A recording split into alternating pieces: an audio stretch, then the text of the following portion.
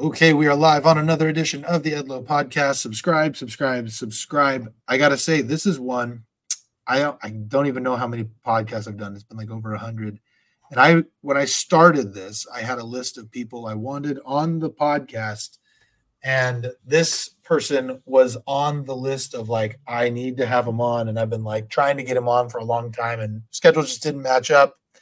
Now finally, I have the one and only Kenny Ballentine. I made you work for it. You did. You made me work for it. I'm not easy. I'm not easy. I can tell. Yeah. I can wine and dine you to get you on. Yeah. So Kenny, great to have you on. You're one of the people. It was funny when I met you. You told me, you were in film, and like I didn't know what that meant. And I thought to myself, I was like, yeah, lots of people say they're in film and they do like shorts and stuff like that. And then I saw your work and I'm like, oh, you're legit. That feels good. Thank you. Yeah. Yeah. No, but I mean, tell me that. Yeah. No, I look at your stuff and I go, that looks like a movie. That looks like something I would see in a theater, you know? Right. Yeah. And you're not just going around with camcorders and coming up with Velocipaster, which is a great movie, by the way. Velocipaster style films. And so you've recently been doing a lot more documentaries, and I'm just interested in your story because you're also somebody who I've appreciated because as someone we share a similar background in faith, and that's where I actually met you, was at church, and you were one of the people where I'm like, I didn't necessarily I felt like I fit in a box as a member of the church. And then I met you and your brother, and I'm like, oh, finally, people I can hang out with. Right. Yeah. And so I'm glad to have you on because you have such an interesting story. And so tell me, first, Kenny, tell me about your family background. Okay. Well, I grew up in Southern California, was one of 4 kids. Grew up in the church, got pioneer stock on the mom's side. My dad's a convert. I was about to say pretty typical Mormon upbringing, but the more I think about it, it was not very typical. Like my parents were both Democrats, kind of like hardcore Democrats in a ward where, no one else was. Well, this is in the years like right probably around Ezra Taft Benson and a little bit past that, right? So like everybody had shifted far right, yeah. And I don't know, just my mom's family had been just traditionally Democrats going way back, and my dad as a convert just saw things a little more liberally, and they were both school teachers. And I remember it would come up sometimes, like other kids would like. What a weird thing for kids to talk about, but that was Mormonism, I guess. They were like, your parents are Democrats, And then someone else would be like, oh, they're only Democrats because they're school teachers. Like that had some kind of meaning. Because of the union, right? Because they like their big cushy government benefits. Yeah. So that wasn't totally normal. My mom is a pretty radical Mormon. She's still totally believing and totally active, but she also would contradict things that were coming across in church whenever she disagreed. She'd make it clear to the kids, so she would tell us that no, gay people should be able to get married, and no, women have a right to make choices for their own bodies and that kind of stuff. So she was a pretty wild, radical lady. How about your dad being a Democrat? How did he handle that? He's just kind of like even though he's a teacher, he kind of had the mentality of like a blue collar worker from the 70s and 60s, right. Sort of that more kind of traditional Democrat. Never had a lot of strong opinions about the social issue stuff so much. But when we get to it, we can talk about how Prop 8 went when that showed up. That dynamic in our family. My dad was in the high council, and things got interesting. And were you still in Southern California at that time, or were you? I was. So that's years later. You know, I was married. My wife and I were living with my parents at that time, and the Prop 8 mania, you know, started. Yeah. It was. You were in California, right? In that I was, right? Yeah. It was crazy, right? I was in Yuba City, so probably a lot different than where you were in Southern California. Yeah. Well, you know, my dad was in leadership, and the stake president called him and basically said, I want all the men leaders at my house for a special secret meeting, and don't wear suits. He said, don't wear suits. This is technically off the books, kind of thing. And that's where he kind of spelled out the strategy and the plan of what they're going to do in the stake to push Prop 8, and ask them all to make a generous donation right then and there. And so my dad did, because I think he's Mormon first and everything else after. But when he got home, I witnessed my parents in a fight for the first time in my life. Really? I had never seen my parents fight once until after that. My mom was furious that he had donated and was planning on participating. Now tell me, at this point, you're married, so you served a mission, right? Yep. And so, and I'm assuming growing up as a Democrat and knowing who you are now, I assume you had some pretty liberal views yourself. Totally, yeah. I wasn't on board with the Prop 8 thing for sure. And I was a missionary in England, where marriage was already very different in England, you know. And so the people in the UK, when they see all the church like super invested and trying to fight gay marriage in America, but that didn't happen in the UK when it was an issue there. So it sends this weird message to them, like, wait, is this okay or not okay? You know, kind of thing. Yeah, right. And getting married has to happen civilly in a public space in the UK. So everyone gets married first, like in the chapel or something like that. And then they drive out to the temple to do the sealing. They don't actually get married in the temple in the UK. And so adapting to same gender marriages in the UK was really easy because there was no threat on the temple side. You could still, you could get married, you know? Right. It wasn't a big deal to them. But yeah, it was really hard for Amber and I and my wife to deal with Prop 8. That was one of the biggest tests of my faith back then. Yeah. Now, as you were growing up, you know, we'll go back kind of while you're growing up. Typical childhood. I mean, everything generally pretty more or less. I mean, I had some bad things happen to me. Okay. As a child that affect me to this day. None of them were directly the fault of the church. Okay, just to stop beating around the bush, I was sexually abused 4 different instances as a kid. Same person or 4 different people?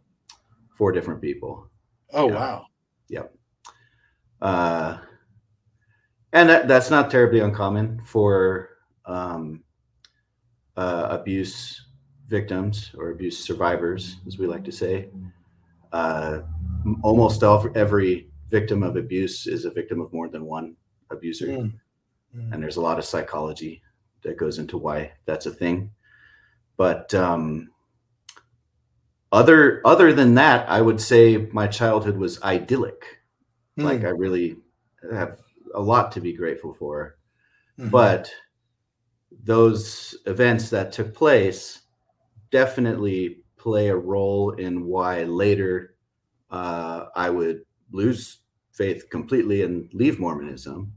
And also plays a role in a lot of what I care about right now, and I'm very active in. I'm one of the projects that I'm just kind of getting off the ground actually has to do with sexual assault cover-ups in the LDS Church.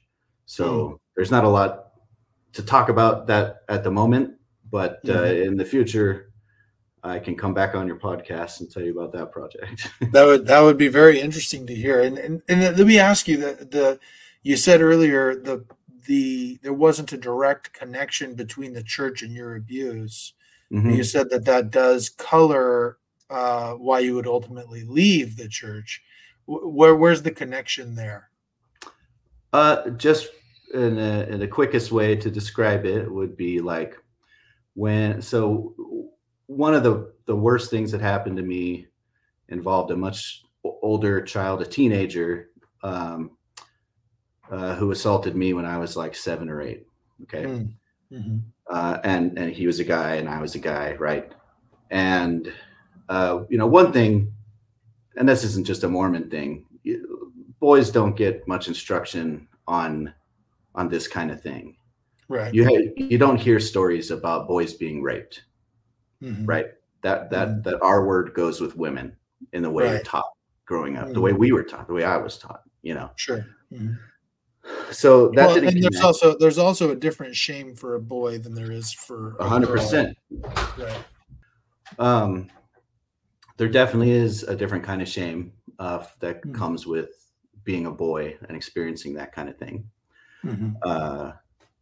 But something had happened to me that I didn't really understand and didn't have a lot of context for, right? For what had happened.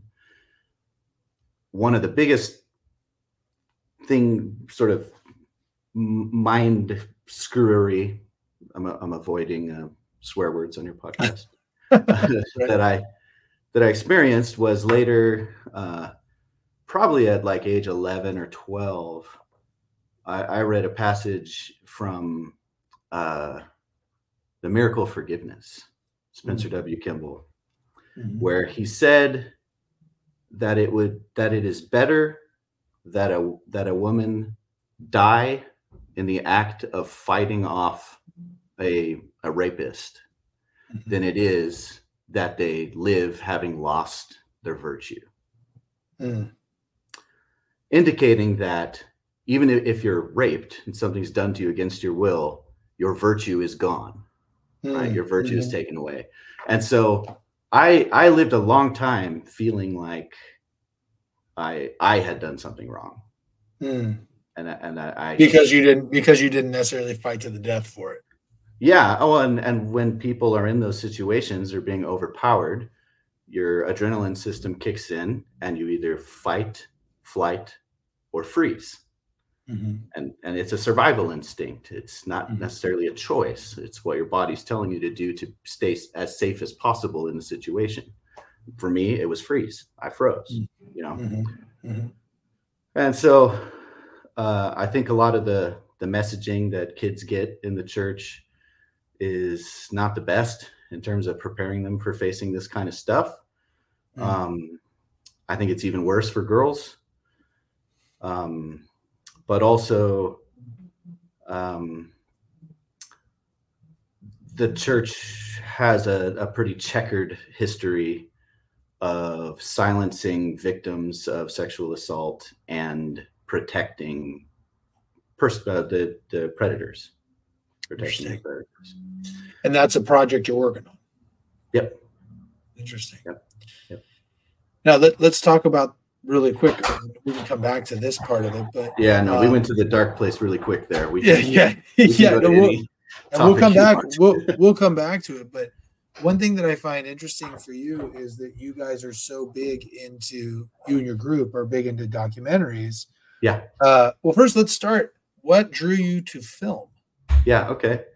When I was just after the mission, wanting to figure out what to do with my life, not really knowing, I did not have a clear career ambition. So I just started taking classes, just started taking every random class. And I got really drawn to writing. Like, I love writing and being creative are one of my favorites. And so I'm taking every writing class I can, and the school offered a screenwriting class. And so I took this screenwriting class, and there was a guy in my ward named Kevin Fox. And he had heard that I was taking the screenwriting class, and he came up to me once and said, "Hey, I am a film producer, and I have a script that I wrote years ago, and it won a bunch of awards, but it never got made. And I want a rewrite to be done on it, and I want to hire an inexperienced, unjaded, fresh, young brain to rewrite it." And I'm like, "Oh, okay." Yeah. And I didn't know much about him at the time, but he was a big producer. He was the executive producer of the Blair Witch Project. Oh, wow. And a number of others in the horror world. Really, really brilliant guy. And he hired me. He put $500 in my hand, and I sat down and wrote a screenplay for him. And it was like it was such an exhilarating experience that I just told him, "I work for you now, whether you pay me or not." You know? And so he became my mentor. I actually dropped out of school pretty shortly after that, and we were working full-time together. I was going with him to pitch projects at studios. We went to Sundance, all kinds of stuff. But I learned everything. And it was fun because in my ward that I grew up in is kind of adjacent. It's pretty close to USC. And so USC grad students are always in that South Pasadena ward. We got the medical, we got the dental, we got the lawyers, and we got the film people.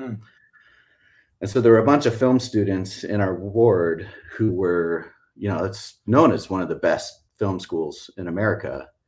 And I was learning stuff at like 10 times the clip as these guys were with their expensive education. And whenever they couldn't figure out something, they would call me, and I'd come over and show them how to do a thing, So my film education was unorthodox, but it was good. I liked it a lot. And so I worked with him for like 5 years, and then I was just ready to start my own thing, which I knew would carry some risk. By that time, I had a couple kids that I needed to support. And my best way of making money was with my camera. And the worst place to make money with your camera is LA. Really? Because there's a billion other people who have the same exact skill set who will take less money because they don't have 2 kids to provide, right? Right. I mean, if you're an indie guy sort of doing your lone wolf thing, LA is a pretty saturated market. So I just wanted to find a place where I could be the bigger fish in the pond. And that's what led me up into the Sacramento area. But in terms of getting into documentaries, the first one was an idea my brother Jake pitched. He was pursuing his career as a musician. And him and his friend were both musicians, and they came to me with this idea of let's do a busking road trip. The idea is start down in San Diego with no money, food, or gas, and see if we can get all the way up the coast on just our guitars, right? So just playing on the street, playing on the boardwalk, just that kind of thing, finding opportunities as they went. And I go along filming and having a ongoing conversation about what does it take to survive off of art. Yeah. And so that movie was called Driven by the Sound. It was a lot of fun. Played in a handful of film festivals and kind of gave me the bug for documentary. Interesting. So now your recent project hit Amazon. And so tell us about that. Okay. So Healing Us was released in the middle of last year. It is a documentary about healthcare in America. And I don't think it's a very partisan thing to say that it's a disaster. kind of one of the most refreshing things about this movie was that the cause is political in nature, but almost everyone agrees when you start the conversation. We have some of the worst health outcomes of any healthcare system in the world, and we spend orders of magnitude more than any other nation in the world. And so what the film does is just really questions what are we doing wrong and how can we make it better? And I follow some amazing people from both sides of the aisle who are trying to save American healthcare. Interesting. Who are some of the players that you're working with, where you're starting in? So it started with me following this group of activists. They call themselves craftivists because they raise awareness for healthcare by crocheting and knitting red berets. So they're known as the Red Berets for Medicare for All. And it's this group of cute women up in Washington State that sit around and crochet and send their hats all over the world. And I just thought that was just kind of a fun story. I was originally just going to make a movie about them, probably a short, right? But it spiraled and grew, and I kept getting introduced to a lot of tragic, sad stories of catastrophic failure in our healthcare system. People who've lost loved ones over missing a $20 payment, things like that. And then probably one of my absolute favorite things about this film was meeting a guy named Dr. Joe Jarvis. So Joe Jarvis is a boomer. He's white. He's wealthy. He's Mormon. He lives in Utah. He's a Republican, or at least a conservative. I don't know if he's still registered Republican, but he's very much a traditional conservative. And he spends all of his time traveling the nation promoting single payer healthcare reform. Interesting. He is a totally by the tradition Republican, and he will make the argument to anyone that having the government pay for healthcare is the most fiscally responsible way that we could act with regards to healthcare right now. Right now, we're wasting more tax dollars on healthcare than any other nation in the world and not getting anything back for it. Largely, we're making a bunch of CEOs really, really, really rich, and the people are getting screwed. Yeah, I mean, when you hear about the disproportionate nature of prescription drug costs here versus other countries. Yeah. I remember, in fact, it was actually really funny. So I can't remember even what it was, but I had to pick up a prescription for something. And I walk in to do it, and they're like, the prescription is going to be $300 or something like something crazy. And I go, I'm not paying that. I have health insurance. They go, well, your health insurance doesn't cover this. I go, yeah, seriously? What are you paying for? Yeah. And then so they're like, well, you got to have your doctor say. And I'm like, this is ridiculous. My doctor is the one who recommended it. How is it not, you know what I mean? Or whoever, right. It was something like that. And they just go, oh, well, hold on. There's this coupon place online. Right. Yeah. And then they zap through and they're like $15. And I was like, okay, so if I hadn't made a stink, you would have charged me $300 for something I could have gotten for $15 just because you went online and zapped a code. Yep. And they're like, well, we'll keep this in your thing now. So if you need more, just come back and it'll just be $15. And I'm like, yeah, but someone else is going to come here. Right. That's you're going to charge them $300. Prices are arbitrary. Right. I once went into the emergency room way back when the swine flu pandemic happened. Yeah. Like 2010 or something like that. I had to go to the emergency room because I had pneumonia and was going to drop dead if I didn't get some care. So at the time I didn't have health insurance, but they gave me all the care. And when it was time for me to leave, the doctor came in and was talking to me, and I was like, hey, I'm a little worried about all this because I don't have any insurance. And he goes, oh, you don't have insurance? He goes, oh, you know what? I'll go to the front desk and I'll just tell them, charge you the minimum for everything. And I'm like, you're just going to tell them to charge them. That's something you can say at any time just because you want to? Yeah, right. Why aren't we all being charged the minimum? Yeah. Jeez. Yeah. And it's funny, I work with doctors in my practice all the time. And yeah, my practice is an attorney, and they always ask the doctors, they're like, all right, so do you know anything about the medical bills, how much this costs? They never have any idea. And I interviewed some doctors for the film, and that was a common thing they would say. The most common question they're asked is, how much will this cost? And they're like, that's not what I went to medical school for. And as a result, you have people leaving the medical profession because they feel like they can't keep doing it morally. It's they can't. My own doctor at Kaiser, I won't out him because this will probably get him in trouble, but I had asked him about what it's like to work in Kaiser, and he said an AI bot could do my job.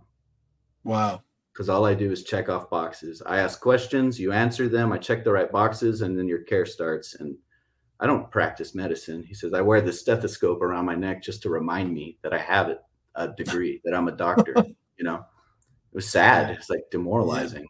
Yeah. But anyway, the film's very powerful. It's not an easy watch. It's got some pretty gut-wrenching stories in it.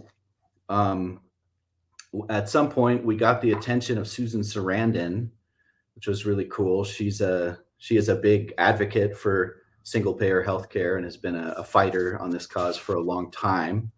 And so she agreed to be our narrator. Agreed to did not mean volunteer to. So it was still a very difficult thing to pull off in terms of the finances. I mean, I didn't pay the normal Susan Sarandon rate, but it was still more than I've ever paid another human being in my life. I would imagine. But how cool is that your work reached Susan Sarandon? Got an Oscar winner in my movie. Yeah. And she was delightful. We met in New York City at a recording studio. She's just like incredibly professional. She just like showed up, walked into the booth, and just started laying down tracks like it was no one's business. It was cool. But what was really trippy was finding myself in a position where Kenny Ballentine, was directing Susan Sarandon. Right.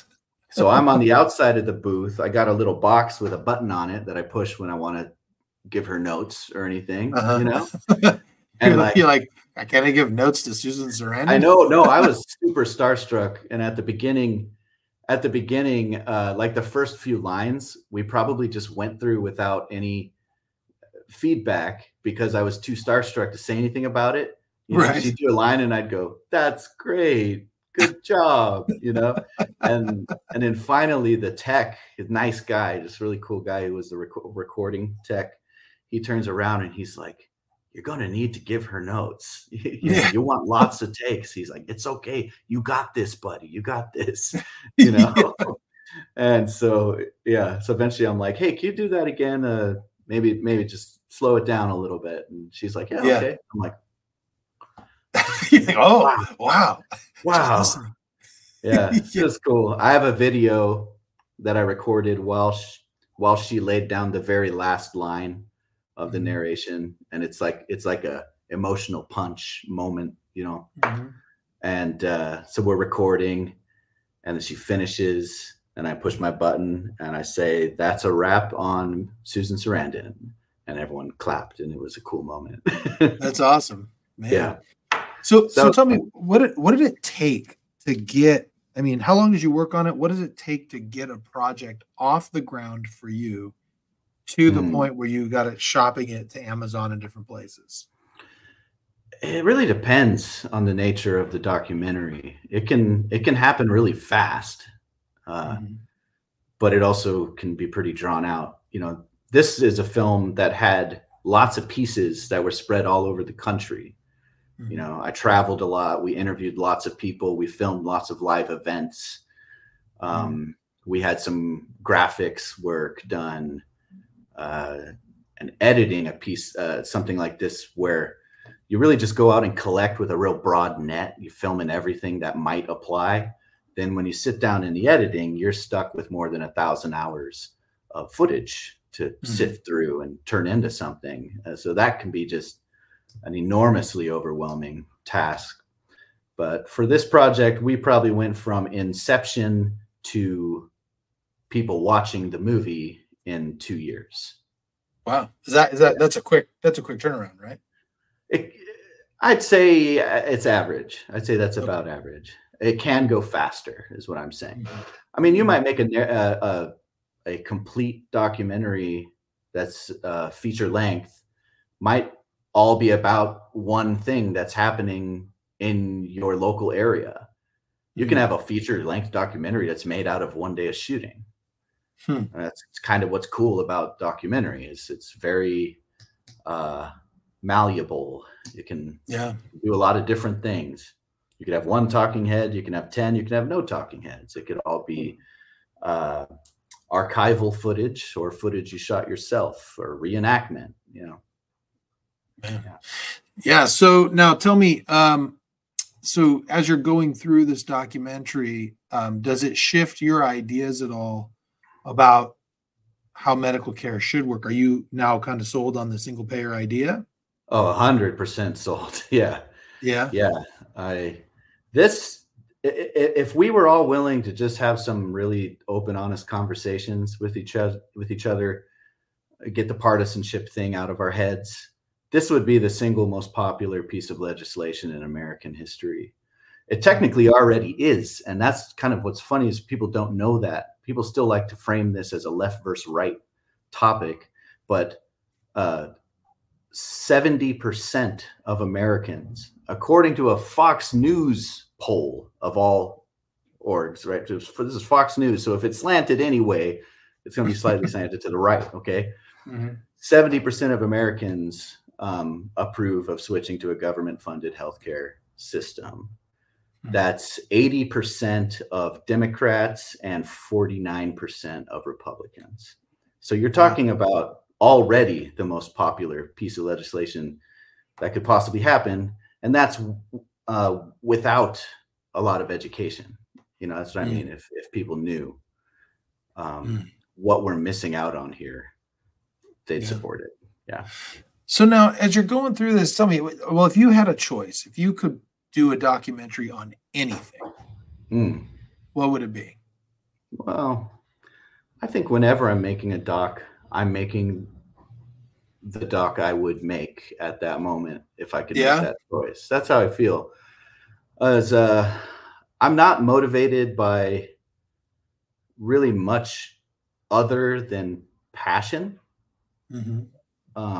And if I'm not very passionate about something, it won't work. It won't happen. I'm not good at forcing things across the finish line unless I care about it a lot. It's how my ADHD works. It's just, I can be a very, very focused, determined person, but I have to love what I'm doing. And that's simultaneously the reason why I can be very, very happy and I can be very, very poor at different times because I'm pretty stubborn on that, you know. How does that work with you and your wife? Poor Amber. When we got engaged, the first thing I was thinking at the time was I was going to pursue a career in medicine. I was going to go the route of EMT to paramedic to physician's assistant, which is a very good job, good career path, good pay. And so that's what she married. But that changed pretty quick. I don't know what she thought back then. I don't remember, but now she's pretty accustomed to me. To you and the lifestyle you've run. We have it's a weird lifestyle. We don't do things normal. You know, we homeschool all our kids, which has gone on for 12 years now, since my oldest is a senior and we started when she started school. I don't keep normal business hours. I work when work works for me, you know? Mm-hmm. And so I like to be the dad that drives my kids everywhere and be really involved in their school and stuff like that. And sometimes I'll work late nights with my team here, and I have the freedom to do things like be on your podcast or make my own podcast or travel. And so it's a lot of that. Man. So now as you're doing this, you mentioned you can be very poor. How does that, I mean, have there ever been times where you've wondered maybe you should try something else? Or have you always just kind of? I've always been on like a back and forth seesaw on being pragmatic about my career and being just passion driven about my career. And the pragmatic side of my brain that wants to be really business oriented usually doesn't go beyond doing other things with my camera. Right. Mm-hmm. So like right now, I've been doing a lot of video work for personal injury attorneys, right? Like you. And that's been kind of a fun niche for me because with the personal injury attorneys, the only thing I do is I make mediation videos. I don't like doing boring stuff like depositions or right.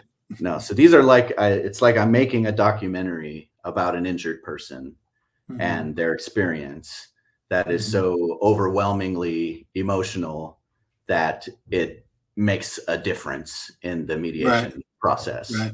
You right. know, I've basically been making a film that makes people go, oh, shoot, we should just settle with these people now because right. this is horrible. Right. Yeah. Kind of like a day in the life situation.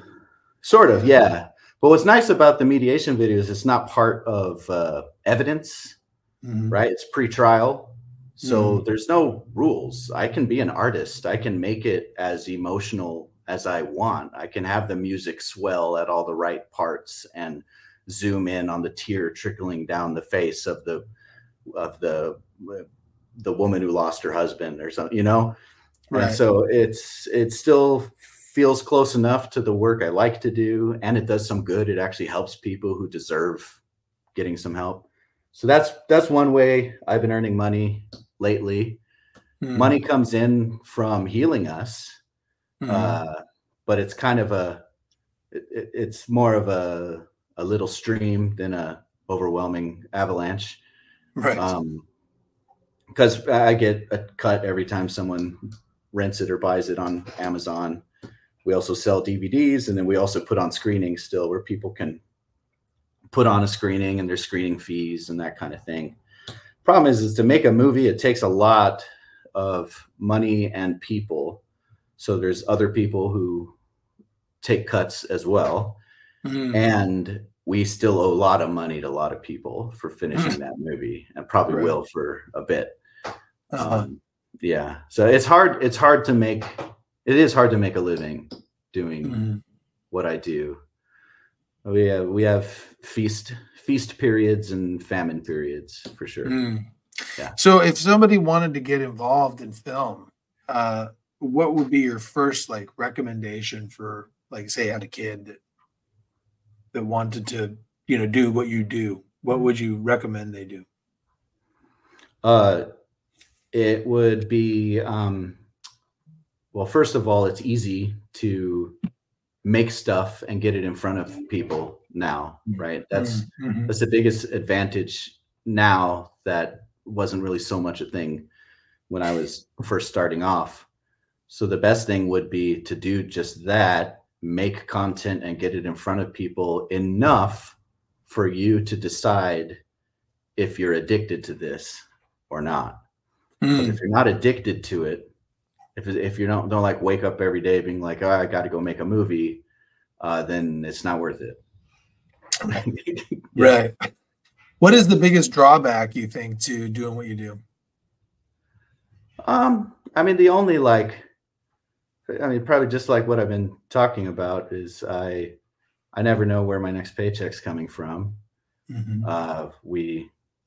We're creative. As my wife and I, we're creative and have keep finding ways to get by and stretch out the good times as long as we can and hunker down for the hard ones.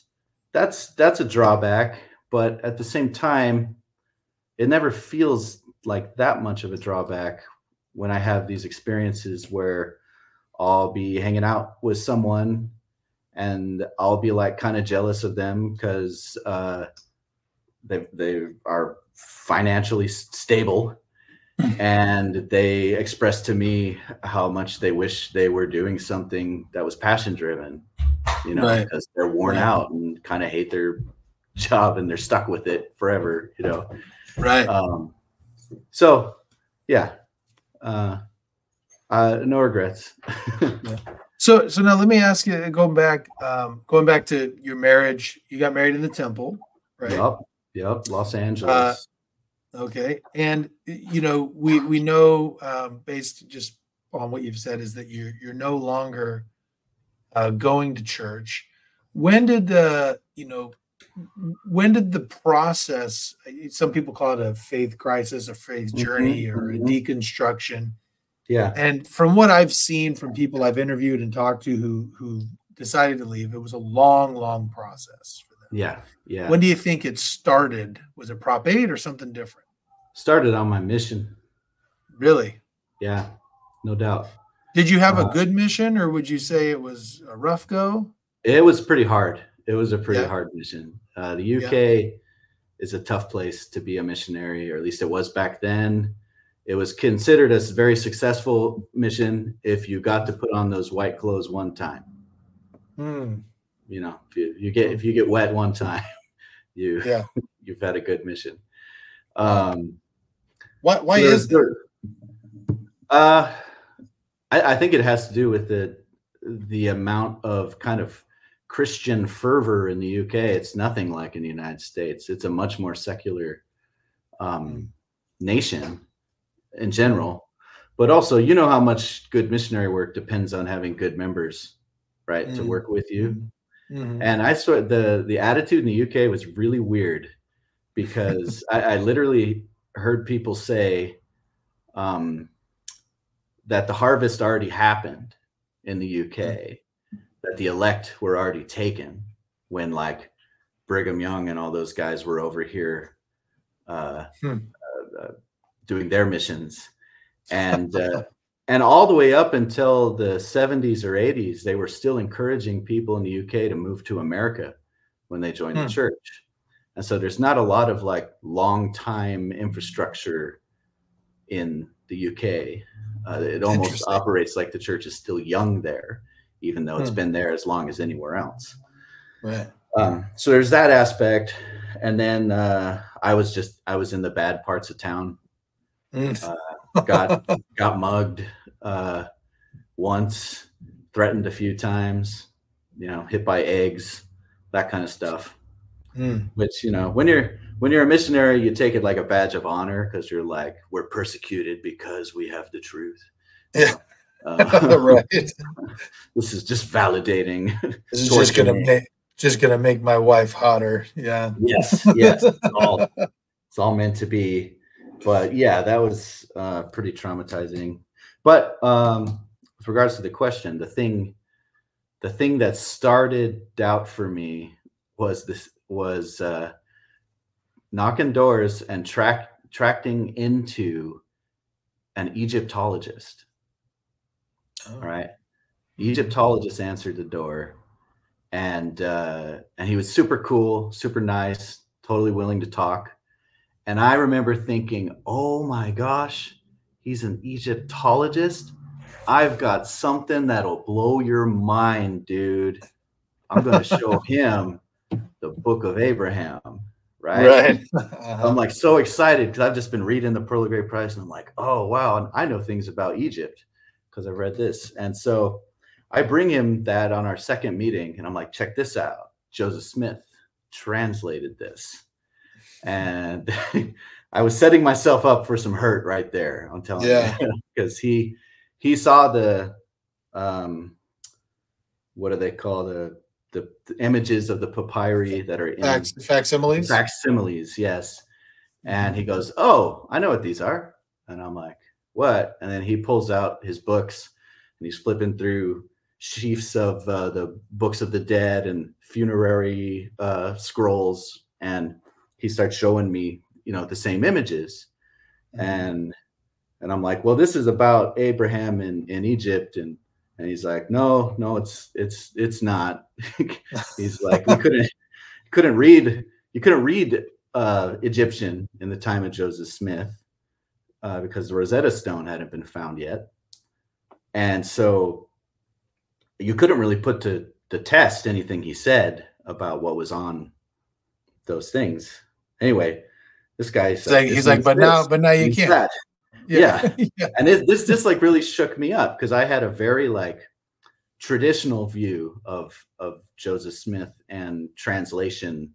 And I saw the word translation literally as meaning translating from one language to another. Why would I think otherwise? That's what I was told. Right. And when I took that to the mission president and I told him, I'm like, hey, help me through this, man. He basically just said, stick to the Book of Mormon. And that was it. Like he just said, wow. don't do it. And so that didn't help at all, obviously. And that, and so when I got home, I'm like, I want to know, I don't want that to happen to me again. I want to know everything ahead of time. Right. And so I got really into studying church history and got involved in different symposiums that are out there and met some fascinating people. Made a movie about church history, actually. And all of which basically turned me into someone that had to do all kinds of mental gymnastics to stay active in the church. So much to the point where I didn't literally believe in anything anymore. Not in a literal sense. Everything had to have its own little interpretation to make it work. And like, give me an example of what you're talking about. Like, give me an example of something that you like did mental gymnastics to justify. Okay, well, let's stick with the Book of Abraham. Right. So the way I juggled that and made it work in my head was that, okay, even though Joseph Smith says the literal words, I translated this, he actually did something different. Like these papyrus, which did not belong to Abraham, had nothing to do with Abraham, were a trigger of some kind, that him seeing them opened up his like receptance of what needed to be sent to him by God, you know, coming up with your own way of explaining how the two things can be true at the same time. Make sense? It does. Yeah. You know, and the same kind of thing for like when you hear about Joseph's 34 wives and the wives who were mother-daughter pairs and the wife who was 14 years old. It doesn't feel good to me. Right. So the only way to stay and still feel good is you have to come up with a story for why that's okay. And if you talk to most people about Mormonism long enough, you hear more of those stories than you do the actual doctrines of the church, because the doctrines on themselves don't work by themselves without those stories. Yeah. You know, it's interesting. That's one of the things, if I were to be critical of cultural things, it is what happens is and I think the church has probably done a little bit better with this than they have in the past, where, you know, you'll hear somebody in a gospel doctrine class talk about polygamy or Black people in the priesthood, and they'll be like, well, you know, God wanted this for this reason and that reason, and there's no doctrine of that at all. We don't have an official stance as to why these things happened. And so, but they just pontificate something that these stories that you're sharing, and then they get kind of stuck in the zeitgeist as if they are doctrine. And I think that is quite problematic. And it's interesting to me, you know, you probably recognize this. It's interesting to me how there seems to be a need for members of the church to justify even the unjustifiable. And you know, I am okay with, I don't know why that happened.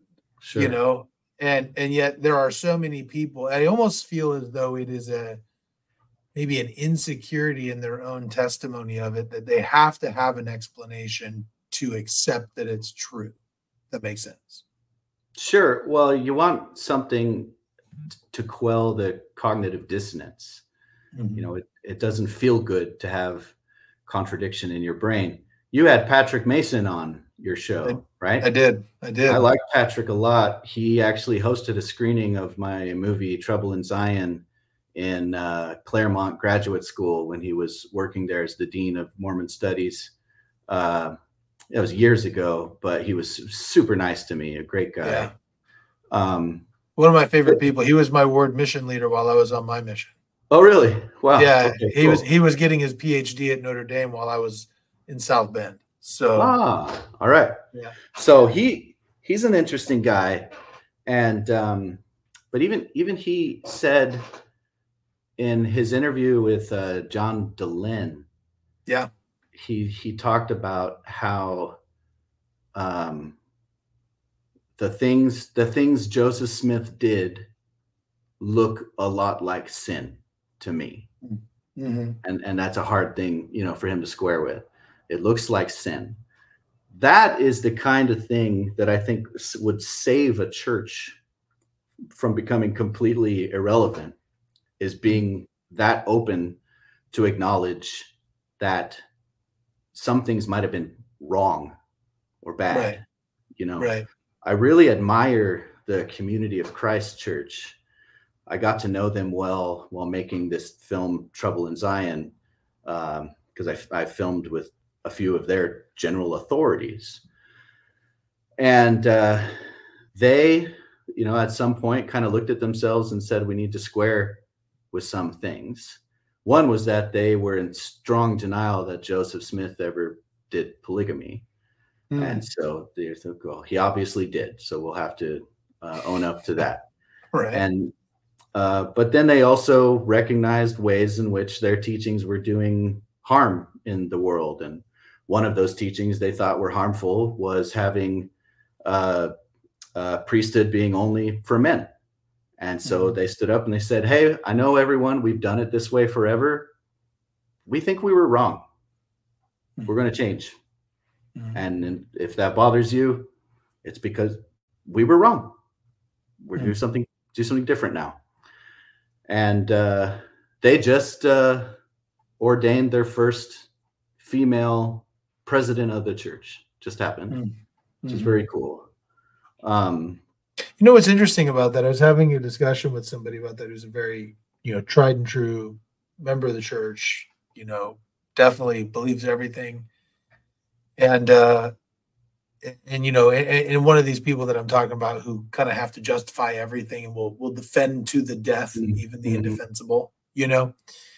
And one of the things that I find so interesting when talking to him about women in the priesthood is there's no doctrine that says women can't have the priesthood.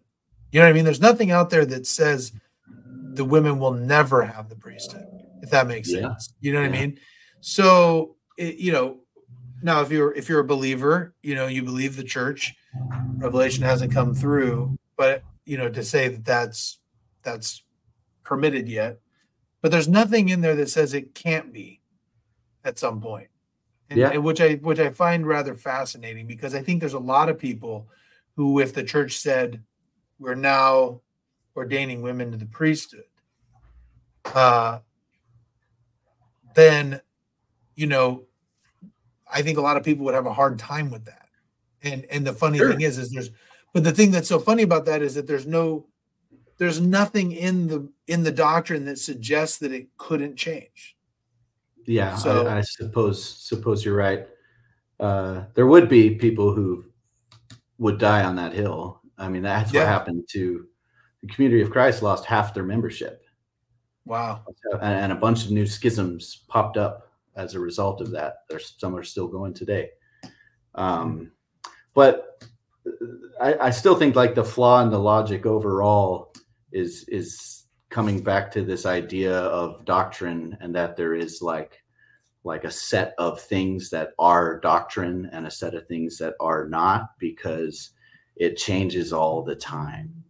Like there's nothing in anything that was once doctrine and now isn't, they call a policy, but back then they called it a doctrine until it wasn't anymore. And then they're like, well, it wasn't a doctrine, it was a policy. And that seems to kind of go for everything, you know. The thing is, it's interesting within the church, I think, is that I don't think it's super clear whether doctrine is unchanging or not. Do you see what I'm saying? And what does it even mean? Right. Like what is the line? Is doctrine the scriptures? Is it what they say in General Conference? Is it the official statements from the first presidency? What is doctrine? Well, yeah, and the thing that I think is rather interesting, if you believe truly as a member of the church that the canon is indeed open, that personal revelation guides the church and can change things. Well, Jesus was a Jew. I mean, he changed the entire religion, and as we've gone through, doctrines have changed. Things that were not doctrine have become doctrine. Things that were doctrine are no longer doctrine. And that's what happens when you have a church that has an open canon. But so I just don't know if I believe that doctrine can't change. I think it's all open to change. I'd say you're probably in the minority in the church. Well, I think that's what's so problematic, right? Is that I think that's where people are a little misguided. Yeah. Because listen, think the polygamy was touted as like the doctrine, the new and everlasting covenant required to get to the celestial kingdom. Sure. Now you don't do it. We excommunicate people who are polygamists. Yeah. So I mean, it's a big turnaround, right? The Adam God theory was once taught at the veil of the temple. It was part of the temple ceremony for one point, was the revealing of Adam and God being the same person, which later was completely denied and stripped away and never taught again. My question is, if what you're saying is actually the case, why don't the leaders of the church ever talk as though that is the case? Because they don't use that language. They use language like this is eternal, this is forever, the ways of God will not change. They say that stuff all the time. Yeah. I think that the best antidote to that is listen to Bruce R. McConkie after Black people got the priesthood. I can't listen to Bruce R. McConkie. His voice will make me fall asleep. That is the most monotone speaking human I've ever heard. I swear he is a robot. I got to tell you though, it's funny you say that, but I also got to say he's one of my favorite speakers because he's so That's deep. Cool. But I know the talk you're talking about. Yeah, where he basically says, he goes, yeah, that was the doctrine, and I did say that, and we got higher light and knowledge, and now it's different. And I think that is the, I think personally, and I think I'll get some heat for this, but I think that a lot of the times, I think people are not willing. I had a conversation with a buddy of mine about this. And the conversation was, is it okay to criticize or to call out the brethren for things that are not good? Right? Yeah. And there are some people out there who believe, no, you should never criticize anyone who's been a president of the church or anything. Like if you want to say Brigham Young is a racist, that's bad, right? Me personally, I'm like, I would be surprised if Brigham Young in the 1840s with that beard wasn't a racist, right? Like that would be surprising to me. Everybody was racist, right? Yeah. And I think that what really the issue is in some of these things is, I think that they recognize if they start criticizing past brethren, past members of the of the Quorum of the 12, it opens them up to people questioning everything they do. And they don't want that. And so, and I'm not saying that means they're not prophets or that they're not inspired. I just think that is a mistake of men that, unfortunately informs them. I think that I also think that there is a level of this that they understand they want to protect the church. Mm-hmm. And I think sometimes protecting the church backfires. Like most of the people I know who have left the church have not left the church because of the things that you are saying, like, the book of Abraham wasn't exactly translated this way, or, Joseph Smith translated the Book of Mormon with a seer stone out of a hat. Mm-hmm. It's that they were led to believe something different happened, and now we're finding out it didn't, and they likely knew it the whole time. Well, and I lived in that headspace for a long time. That's where I was from like mission up till 2020, was being a very nuanced Mormon. Some more along the lines of you and like my brother Jake. Just like I said, finding those ways that everything fits together. That's what you're doing right now. I'm not calling you a hypocrite or anything. I'm just saying that it feels like everyone who is intellectual and still active in the church describes the church differently than all the leaders of the church do. You have your own way of talking about it and looking at it that is not representative of what happens at like the top level. You have your own Mormonism that works for you, and you're able to stay.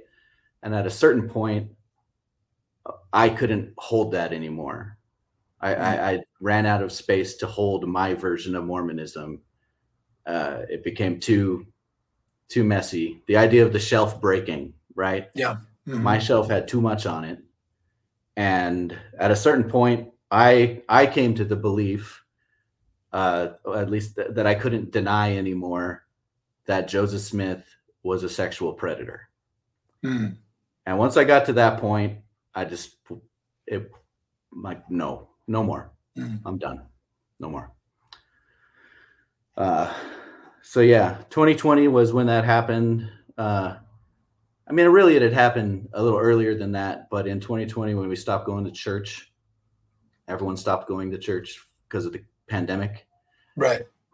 I noticed all of a sudden that I felt something not going to church, and I had to think about it, and I went, oh, that's relief. I feel a strong sense of relief that I don't have to go and play the mental gymnastics game and sit there and hear lots and lots of things that I don't agree with, and then try to figure out how to make it work in my little world. Church disappearing for me for that year was like a breath of fresh air. And I went, I think this is better. This is better for me.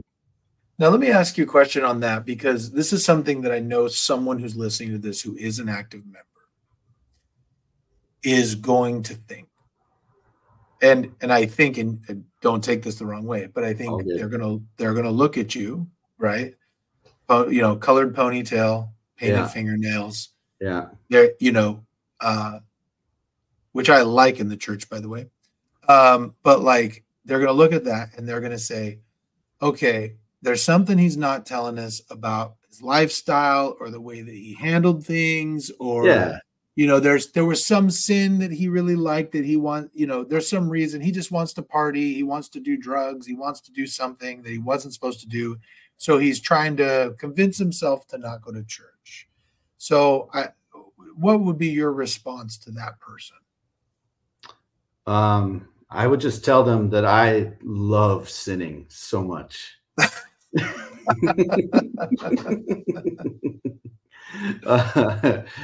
My new sinful life is just fantastic. No, I know that's a common way again, I think the way I guess I think the way what I'm really asking is so I've noticed that people who leave the church to varying degrees start sampling things that they usually wouldn't have done while they were members of the church. They start, drinking coffee, or they maybe even do more. There's some. I've had a lady on who became a swinger, with her husband.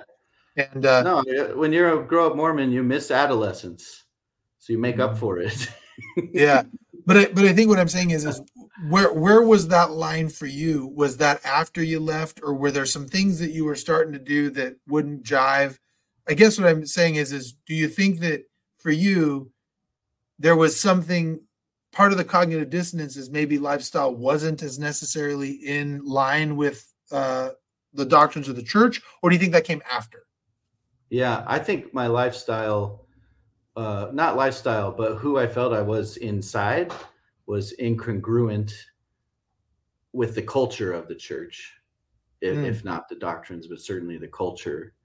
And so, leaving kind of gave me a sense of I get to decide exactly who I am and make my own rules for myself now and not have anything imposed upon me. And if I decide I don't want to drink alcohol, it's because I've made the choice not to drink alcohol, and not because it was a expectation from the day I was born. But Amber and I didn't get into trying any of that. We were terrified. We wanted to. We were like, maybe we should at least try some things, and because all of our normal non-Mormon friends do. But we were scared to. We didn't know how to. So it took a lot of time before we began dabbling in the dark arts. But Well, let me back up with something you said. You said you don't feel like who you are is congruent. Are you talking about? Because I got to tell you, like I said, I've never felt like I fit in the box either. Sure. But I never necessarily was doing anything that was incongruent with what the church doctrine was, but I just always felt like, because I liked wrestling and hard rock music and those things. Are you talking about something like that, or are you talking about things like who you are as a person, as in like sexuality, or something different? All of the above. I've always got along better with queer people than straight people my whole life. I like tattoos, and I like colored hair and long hair and all that kind of thing. I gave words to the way I feel about myself once I left the church, of identifying as bisexual and non-binary. Those were not revelations. That's something I had known all my life, but in the church, I called it a defect. And outside of the church, I call it a blessing. It's something I think is special about me, and not something that is that I have to struggle with. And that's one of the things that makes me sad when I hear about queer people in the church talking about their experiences, is how often they call this thing that is a deep part of who they are, and they keep referring to it as a struggle, like it's cancer or something. And I'm like, no, dude, that if there's a God that made you, he made you that, So you said you always knew you were bisexual, non-binary. Perhaps you could explain what non-binary means. Yeah, not easy to explain, actually. Oh, yeah?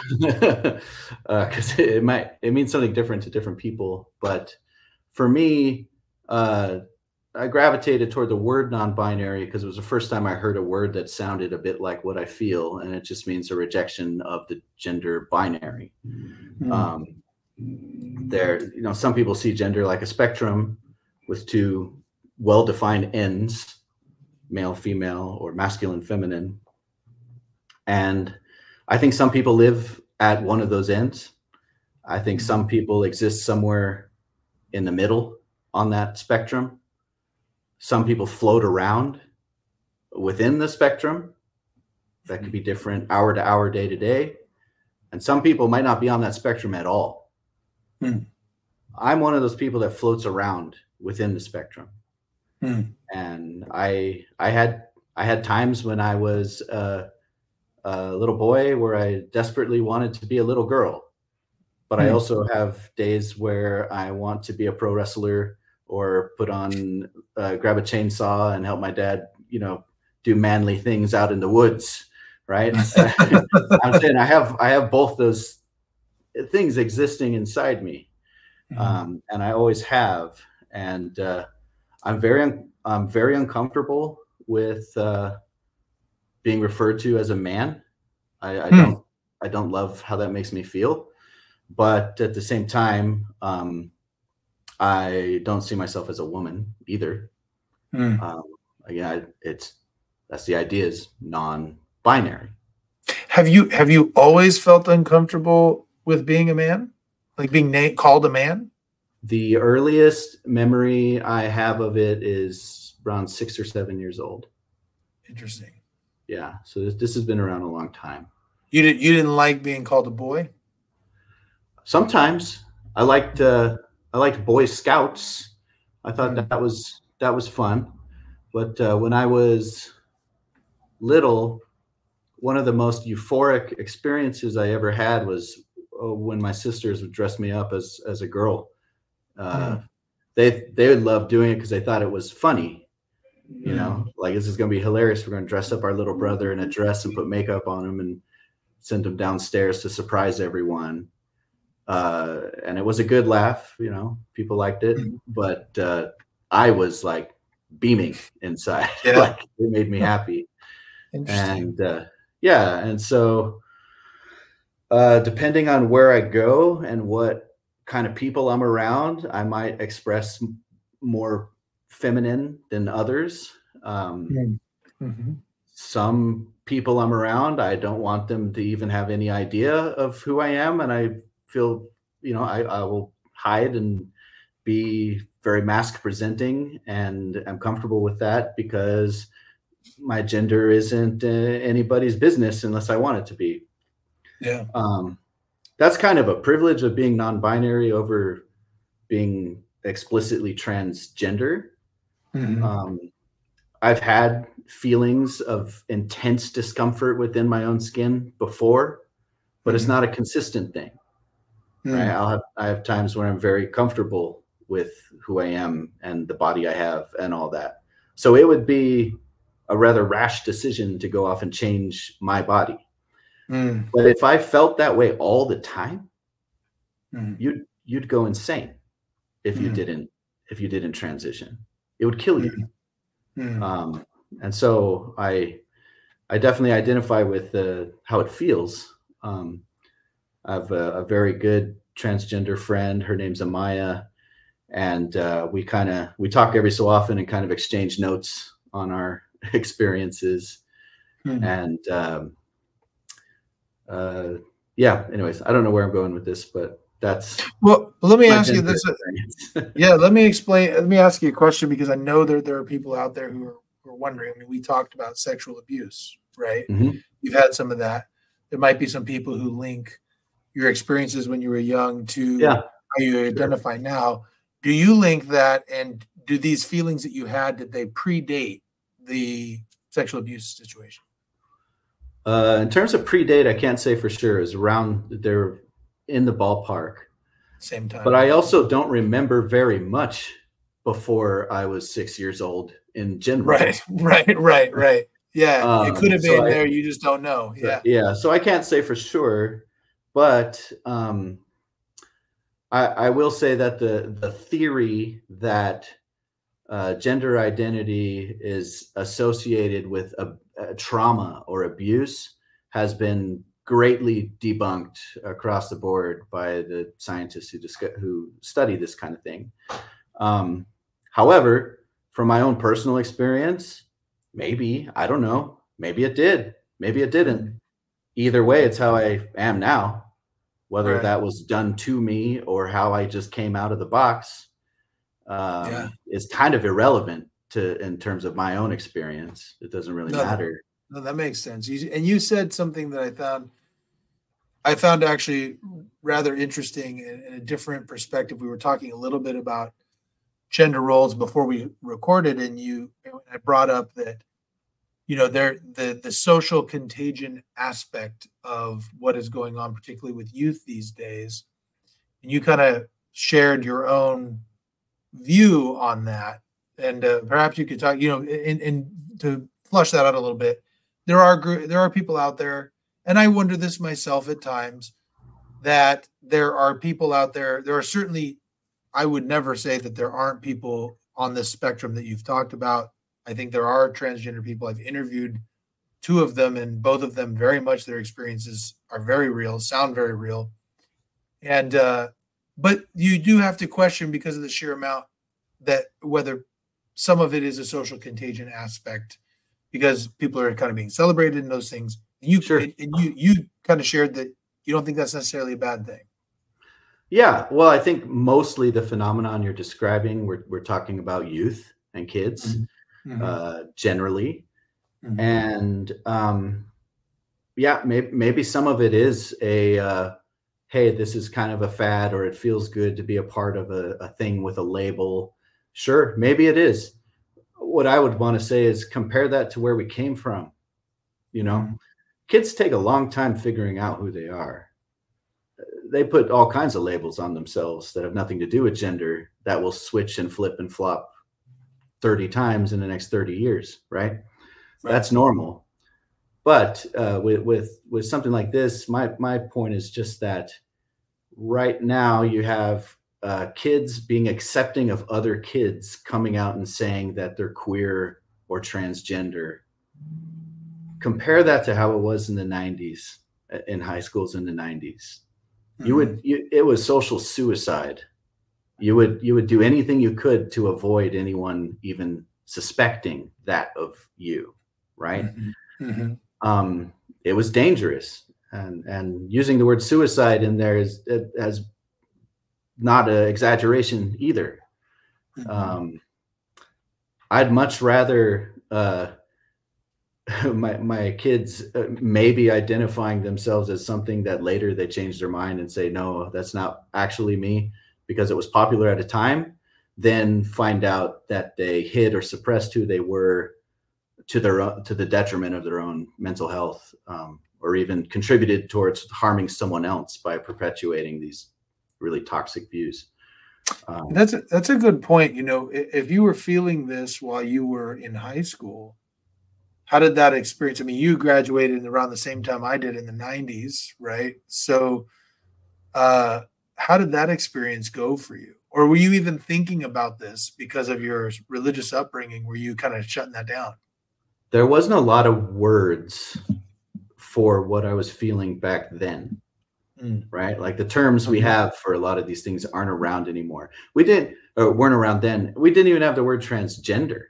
We used the word transsexual, which doesn't really make sense, because you don't transition your sexuality, right? You transition your gender. And if any, like, I mean, if you thought being gay was taboo, transgender was a whole nother. It wasn't even a thing you were thinking about. Yeah. So I mean, there were people. It was very few, but there were people in my high school that were gay. You know, but there were not, and probably a couple that were probably bisexual. Yeah. But there were no trans people. Yeah. None. At least none that were identifying that. I was going to say, you probably had quite a few gay people and a handful of transgender people, but they didn't have the social permission or the language to express that back then. Now people have the social permission and the language. So I don't think that should be punished or slowed down or stopped. I don't get the moral panic. I don't see the harm. And most of the things people are afraid of aren't true. So I wouldn't worry about it. Do you think, being someone who has lived on both, it seems like lived in both kind of worlds, right? The Mormon world and now in the queer world a little bit. Yeah.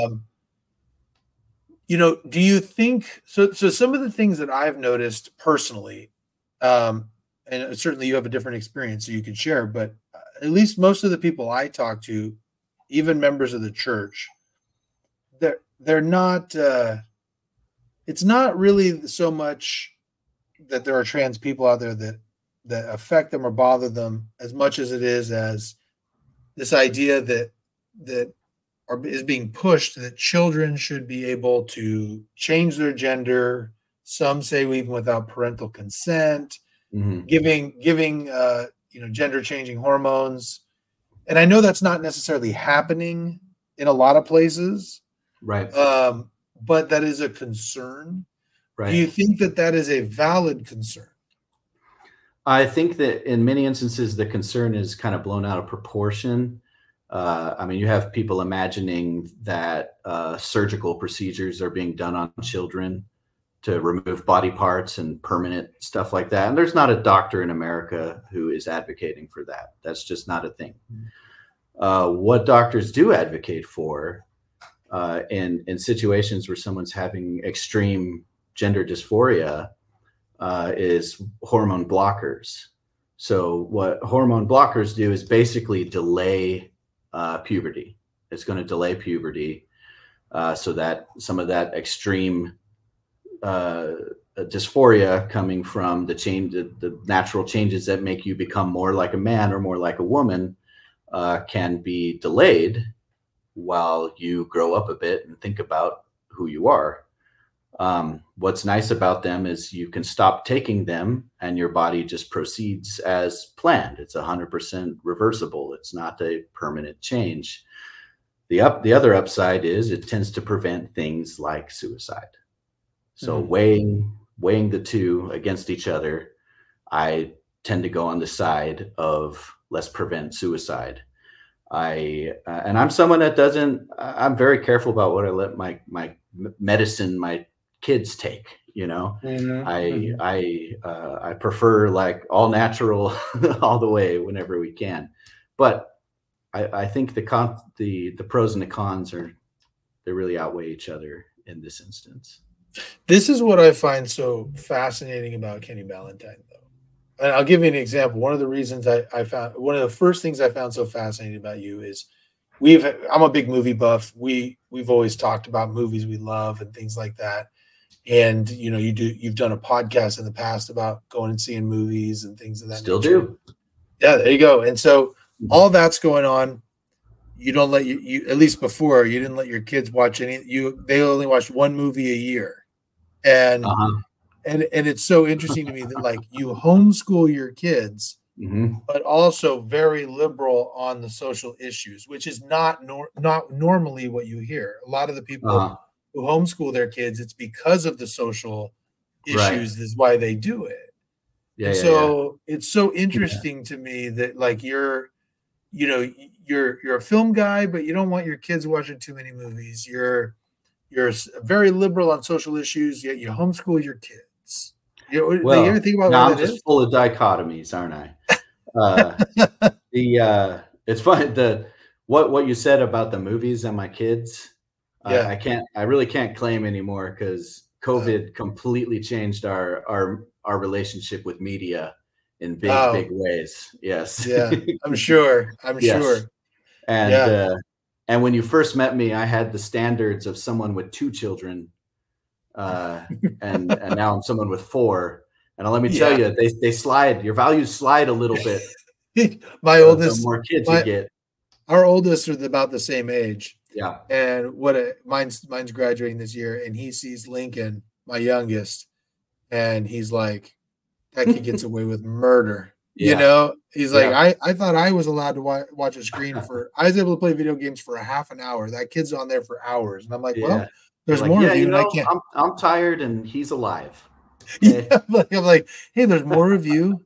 And I got to figure out all of you. And I'm one guy. So there you go. Yep. And our homeschooling, our motivations for homeschooling is really different from most of the people who homeschool. For instance, I don't believe for a second that I'm capable of giving my children a better education than the schools would. Probably that's almost certain. I'm not a good student. Yeah. But our choice was made out of 2 things. One, because of my own experiences, I tend to lean towards sheltering my kids. And 2, I'm selfish. I got a weird schedule. I don't work a 9 to 5. I work all kinds of weird hours. And so when I'm home, I want to see my kids. I don't want some teacher to have them more than I do. So that's it. We stumble our way through it the best we can. We're not always great at it, but it's our life. Josh, I'm running out of time. Oh, do you want to do a part 2 on this? I mean, I don't mind recording again, even like in the next few days, because I would love to say more, but I do have to get some other things done here tonight. Totally, that's totally fine. Why don't we do this? We'll go ahead and end the recording here, and then we'll do a part 2, and we'll talk more about these issues, because I do have some more questions for you. Yeah, no, write them down. Come with a whole list. Yeah, no, I will.